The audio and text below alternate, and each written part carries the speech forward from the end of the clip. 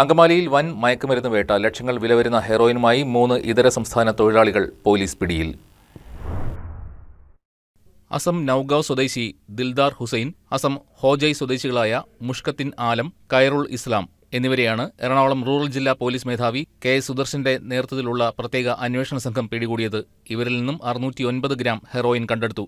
അസമിൽ നിന്ന് കാർമാർഗം മയക്കുമരുന്ന് കടത്തുന്ന വൻ റാക്കറ്റാണ് അന്വേഷണ സംഘത്തിന്റെ പിടിയിലായത്. പോലീസിന് ലഭിച്ച രഹസ്യവിവരത്തെ തുടർന്ന് കുറച്ചുനാളുകളായി ഇവർ അന്വേഷണ സംഘത്തിന്റെ നിരീക്ഷണത്തിലായിരുന്നു. പോലീസ് പിടികൂടാതിരിക്കാൻ ഊടുവഴികളിലൂടെയായിരുന്നു സംഘം സഞ്ചരിച്ചിരുന്നത്. കാറിന്റെ രഹസ്യറകളിൽ ബാഗുകളിൽ 47 സോപ്പ് പെട്ടി ബോക്സുകളിലാക്കിയിട്ടായിരുന്നു ഹെറോയിൻ സൂക്ഷിച്ചിരുന്നത്. അസം രജിസ്ട്രേഷനിലുള്ള കാറിലായിരുന്നു മയക്കുമരുന്ന് കടത്തിയിരുന്നത്. അസമിൽ നിന്ന് ഒരു ബോക്സിന് 30,000 രൂപ നിരക്കിൽ വാങ്ങുന്ന ഹെറോയിൻ 50,000 രൂപ നിരക്കിൽ വിൽപ്പന നടത്തി മടങ്ങിപ്പോകുന്നതായിരുന്നു ഇവരുടെ രീതി.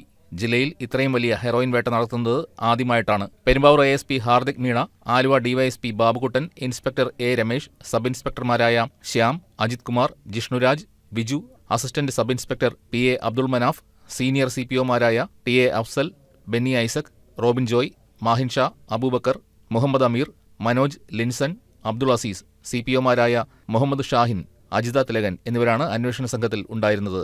News desk KCV news.